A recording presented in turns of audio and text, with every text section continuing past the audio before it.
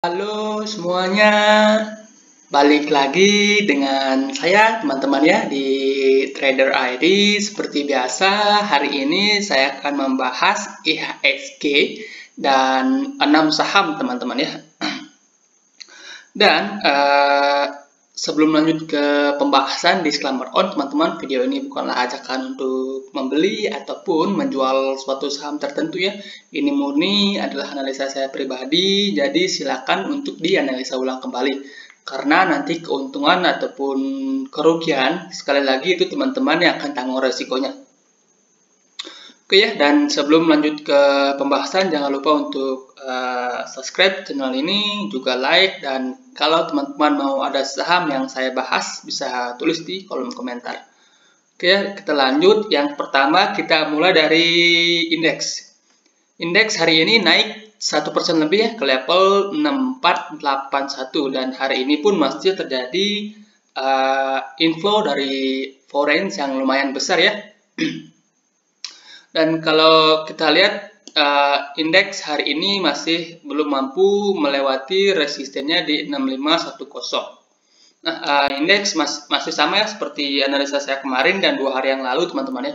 Menurut saya indeks kenaikannya sudah terbatas teman-teman ya, dan ada peluang untuk terkoreksi terlebih dahulu karena indeks sendiri sudah naik terlalu kencang teman-teman ya. Jadi kalau pun indeks mampu breakout 6500-nya ini ya, 6510 ini, kemungkinan besar indeks akan retest dulu kemungkinan dan konsolidasi sebentar ya sebelum nantinya akan melanjutkan kenaikan. Kalau menurut saya sih potensi untuk indeks masih bullish teman-teman ya, masih akan bullish, tapi kalau terkoreksi terlebih dahulu wajar teman-teman ya. Selama masih bertahan dari 6393, maka indeks masih sangat bagus teman-teman, masih sangat bagus. Oke, itu saja untuk indeks. Kemudian saham pertama yang akan saya bahas adalah saham BDMN atau Bank Danamon Indonesia. BDMN ini sendiri pernah masuk watchlist kita kalau nggak salah 3 atau 4 minggu yang lalu ya teman-teman ya. 3 atau 4 minggu lalu, dan saya pun masih hold saham ini teman-teman, dan karena saham ini juga belum kena stop loss, saya masih hold, masih ada floating profit sekitaran kalau nggak salah 13-15%an ya, saya lupa ya.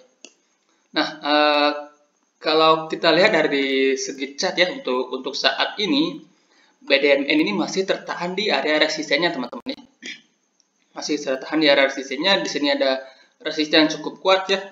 Sudah beberapa kali dicoba ya, sebelumnya sudah beberapa kali dicoba, dan di sini juga ada resisten dari downtrend lainnya yang sudah terbentuk sejak Desember 2020 teman-teman ya.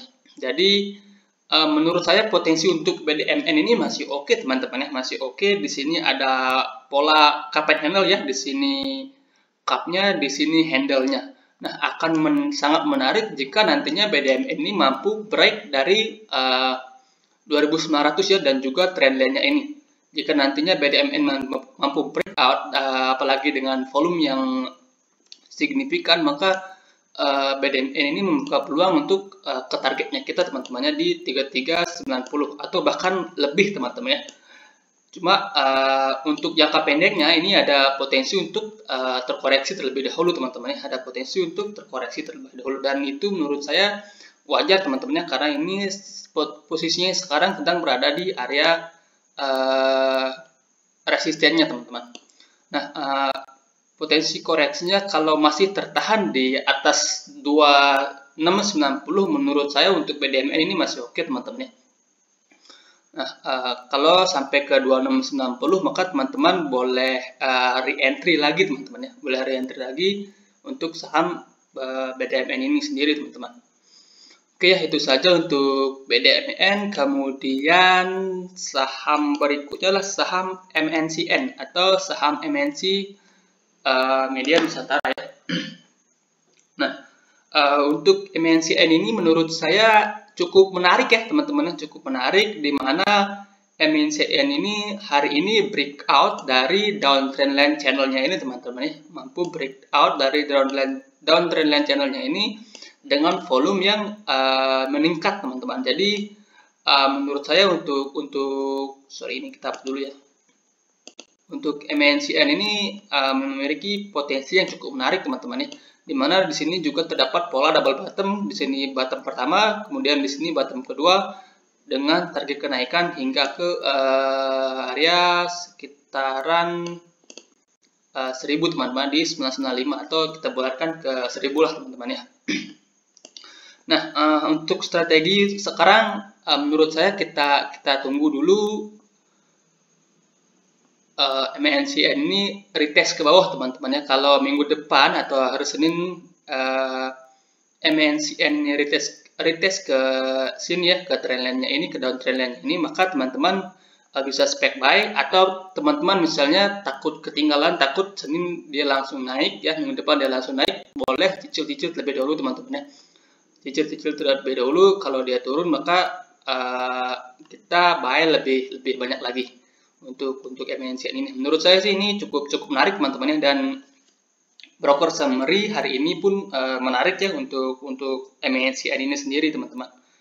Oke ya, itu saja untuk MNCN. Kemudian saham berikutnya adalah saham HMSP.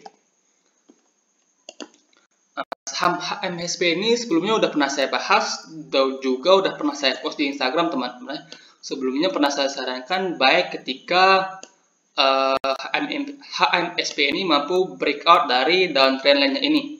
Nah, kalau teman-teman yang sudah bayar di sini, target kita sudah tercapai teman-teman di 1140. Di sini ada pola double bottom, dan pola double bottomnya pun ini sudah tercapai. Target dari pola double bottom ini juga sudah hit teman-temannya. Jadi kalau hari ini terkoreksi untuk HMSP itu wajar teman-teman ya, itu wajar. Nah, kira-kira ini terkoreksi sampai kemana teman-teman ya? Kira-kira ini terkoreksi sampai kemana? Kalau menurut saya ya,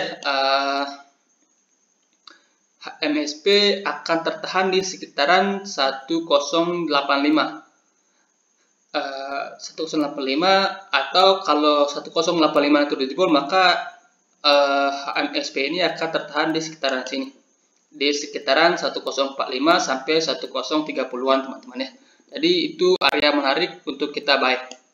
Kalau HMSP ini turun dulu ke sini ya, ke sekitaran 1045, maka teman-teman bisa spek buy, atau teman-teman bisa cicil HMSP ini dari 1080 sampai 1045. Nantinya stop loss teman-teman bisa pasang di 1030 kalau dia turun terlebih dahulu. Kalau misalnya langsung naik ke atas, teman-teman bisa buy and breakout ya, jika nantinya HMSP ini mampu break dari 1220. Di sana juga bertepatan dengan resistennya dan juga resisten dari MA200-nya. Jika itu nantinya mampu di breakout oleh HMSP ini, maka potensi untuk HMSP akan melanjutkan kenaikan yang lebih tinggi lagi. Oke ya, itu saja untuk HMSP. Kemudian saham berikutnya adalah saham BBRI atau Bank BRI ya. BBRI ini watchlist kita 2 minggu yang lalu teman-teman ya, 2 minggu yang lalu, dan hari ini masih ada floating profit ya. Kalau teman-teman yang ikutan, hari ini masih ada floating profit. Nah, dan kalau teman-teman yang nonton video saya full waktu 2 minggu yang lalu, maka teman-teman seharusnya dapat harga yang lebih menarik teman-teman ya, karena waktu itu saya sarankan untuk tunggu dia retest dulu ke bawah. Nah, untuk sekarang karena IHSG sedang berada di resisten, dan juga ini BBRI ini sudah dekat dengan resistennya, maka menurut saya ini ada peluang untuk terkoreksi terlebih dahulu teman-teman ya. Nah, kira-kira koreksinya sampai mana? Menurut saya, kalau menurut saya pribadi ya, BBRI ini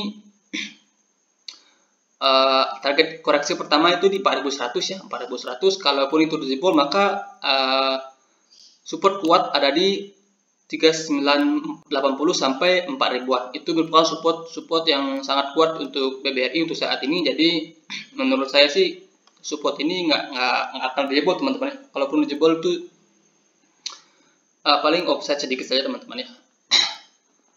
Oke, itu kalau menurut saya. nggak tahu respon market nantinya teman-teman ya.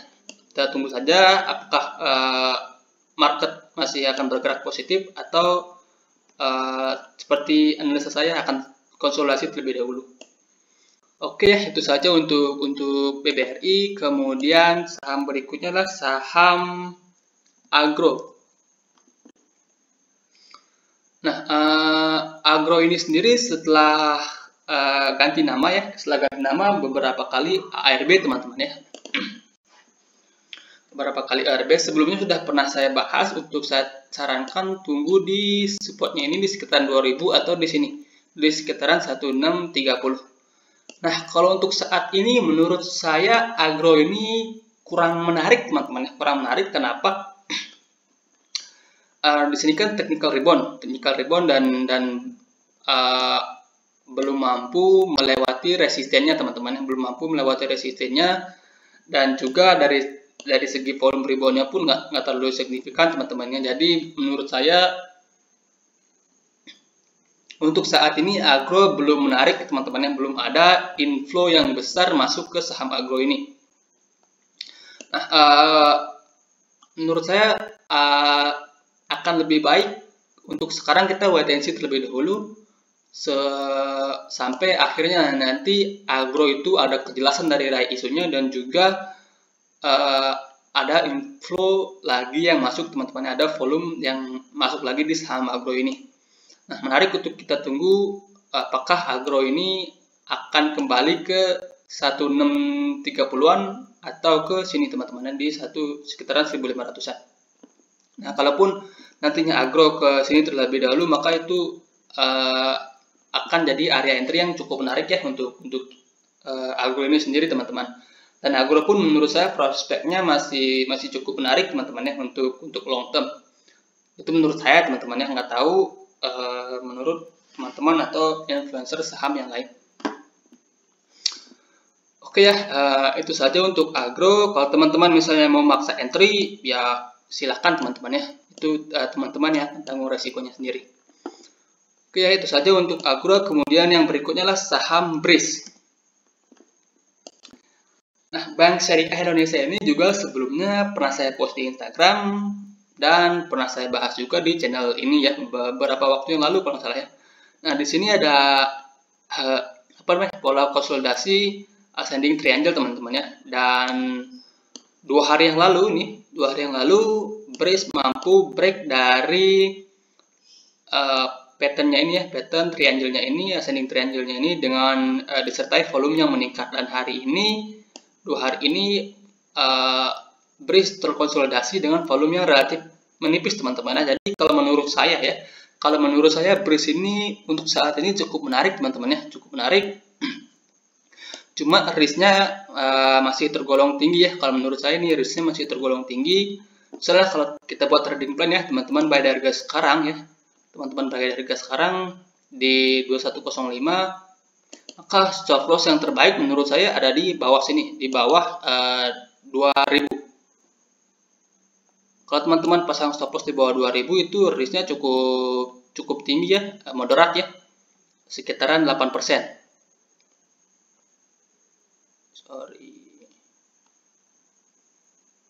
Ya, sekitaran 8% teman-teman. Misalnya teman-teman pasang stop loss di 1980 itu risknya moderat 8%. Kemudian rewardnya di 2500 itu reward yang pertama. Reward yang pertama itu di 2500 masih 16%-an. Jadi secara risk to reward ratio ini masih oke teman-temannya. Tapi kalau menurut saya baiknya dicicil terlebih dahulu teman-temannya. Takutnya dia masih akan terkonsolidasi dulu sebentar. Oke ya, itu saja untuk BRIS ya. Kalau dari segi price volume sih ini cukup menarik menurut saya teman-teman. Oke ya, itu saja pembahasan kita hari ini. Semoga bermanfaat. Besok kita akan review watchlist kita minggu lalu sekaligus watchlist baru untuk minggu ke depan. Oke ya, terima kasih. Selamat malam.